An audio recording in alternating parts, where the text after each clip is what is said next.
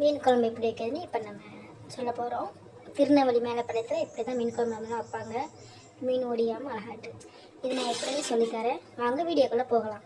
சட்டி நல்லா காஞ்சிருச்சு. இப்போ நம்ம எண்ணெய் ஊற்றுறோம். மைக் இல்லாதனால வாய்ஸ் கொஞ்சம் இப்படி தான் இருக்கும். உங்களுக்கு கேட்குதான்னு எனக்கு தெரியல. எண்ணெய் நல்லா ஊற்றிக்கட்டும். எண்ணெய் நல்லா காஞ்சோடனே நம்ம போடலாம் கடுகு. இப்போ நல்லா கடுகு காஞ்சிருச்சு. இப்போ கொஞ்சம் கடுகு, கொஞ்சம் வெந்தயம் போட்டுக்கலாம், நல்லாயிருக்கும்.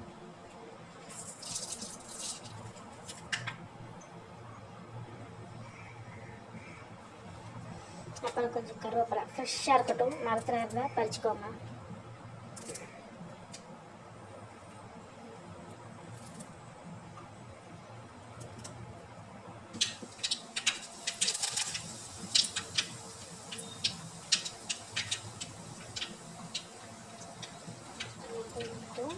அதுக்கப்புறம் நம்ம வெட்டி வச்ச தக்காளி, சின்ன வெங்காயம்,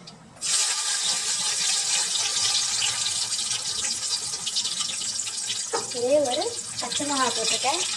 எங்களுக்கு போதும், நாங்கள் மசாலாவாக போடுவோம், அதனால் எங்களுக்கு ஒரு பச்சை மிளகா போதும். எதுக்காக நான் தக்காளி சின்ன வெங்காயம் கொஞ்சம் கம்மியாக போட்டிருக்கேன்னா, இதுலேயே முழுசாக கடை தான் காட்டாது. தேங்காய் நம்ம போடும்போது தேங்காயில் கொஞ்சம் தக்காளி சின்ன வெங்காயம் போட்டு நல்லா அரைச்சோம்னா குழம்பு இன்னும் கொஞ்சம் டேஸ்ட்டாக இருக்கும். நல்லா வதக்கிக்கோங்க. இப்போ நம்ம என்ன செய்யணும், நல்லா உங்களுக்கு குழம்பு டார்க்காக ரெட் கலரில் வேணும்னா அதில் வந்து இது கொதிக்கும் போதே நீங்கள் 2 வத்தப்பொடி போட்டிங்கனாலே போதும், நல்லா டார்க்காக இருக்கும். இது கொதிக்கும் போதே 2 வத்தப்பொடி போட்டுட்டிங்கன்னா குழம்பு எல்லாம் ரெட் கலரில் வரும். கலர் பொடிலாம் நீங்கள் ஒன்றுமே போட வேண்டாம், அழகாக இருக்கும். இதில் வந்து நம்ம வந்து தேங்காயோட வீட்டு மசாலாவும் போட்டிருக்கோம். நல்லா ரெண்டையும் மிக்ஸ் பண்ணி தான் நம்ம மசாலா இதில் ஊற்றணும், சரிங்களா? இப்போ நம்ம தேங்காயோட மசாலா அரைச்சிருக்கோமோ அதை ஊற்றிடலாம்.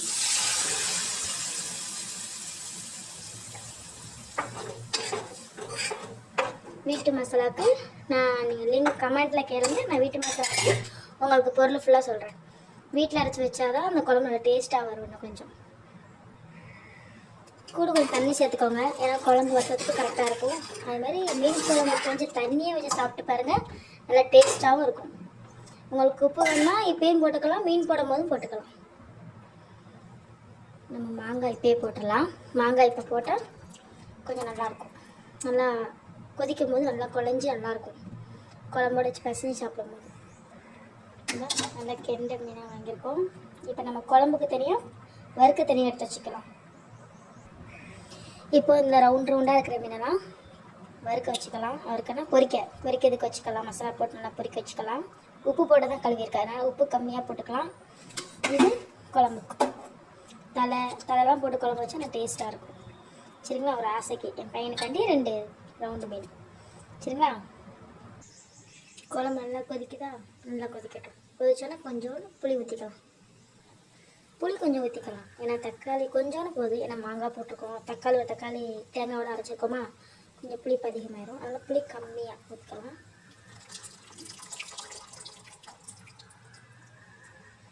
புளிப்பு ரொம்ப நல்லா சாப்பிடுவீங்களா இருந்தால் இன்னும் கொஞ்சம் வேணால் புளி சேர்த்துக்கோங்க, இல்லை தக்காளி சேர்த்துக்கோங்க, நல்லா புளிப்பாக இருக்கும். ஆனால் புளியை கம்மி பண்ணுறது நல்லது காய்ஸ். நல்லா கொதிக்கட்டும். கொதிச்சு அந்த மசாலா வாடை ஃபுல்லாக போனதுன்னா நம்ம மீன் போட்டுக்கலாம். நல்லா கொதிச்சிருச்சு காய்ஸ். இப்போ நல்லா மசாலா வாடை எல்லாம் போயிடுச்சு. இப்போ நம்ம மீன் போடலாம்.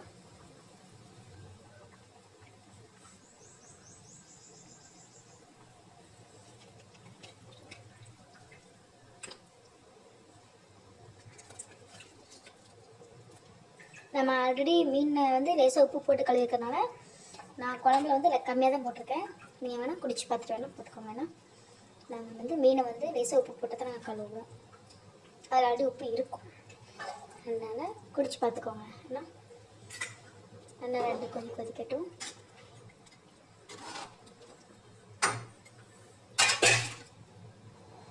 இப்போ நல்லா கொதி வருதா? இன்னொரு 5 நிமிஷம் நல்லா கொதி வந்தோன்னா ஆஃப் பண்ணிடலாம், இல்லைன்னா மீன் நொறுங்கிடும். இப்போ நல்லா கொதிச்சிருச்சு. மீன் குழம்பு ரெடி ஆகிட்டு மல்லித்தூள் போட்டுக்கோங்க. மல்லிக்கீரை அப்படி போட்டுட்டு அடுப்பை ஆஃப் பண்ணிக்கலாம். குழம்ப பார்க்கவே பாருங்கள் எவ்வளோ அழகாக இருக்குது. உங்களுக்கு இன்னும் கொஞ்சம் டார்க்காக வேணும்னா மற்றபடி உங்கள் தேவை தக்கன தக்காளி வெங்காயம் வதக்கும் போது நீங்கள் போட்டுக்கலாம். இன்னும் கொஞ்சம் நல்லா டார்க்காக வரும். எனக்கு இது போதும். திருநெல்வேலி மேலப்பாளையத்தில் இப்படி தான் மீன் குழம்பு வைப்போம். சுவையாக இருக்கும். மீன் நொறுங்காமல் இருக்குது பார்த்தீங்களா? 5 நிமிஷத்தில் மீனை போட்டு இறக்கிடுங்க. உங்களுக்கு வீட்டு மசாலா எப்படி ரெடி பண்ணி வேணும்னா என்கிட்ட கமெண்ட்டில் கேளுங்க. நான் அதுக்கு ஒரு வீடியோ தனியாக போடுவேன். சரி, ஓகே, பாய். நெக்ஸ்ட் வீடியோவில் பார்க்கலாம்.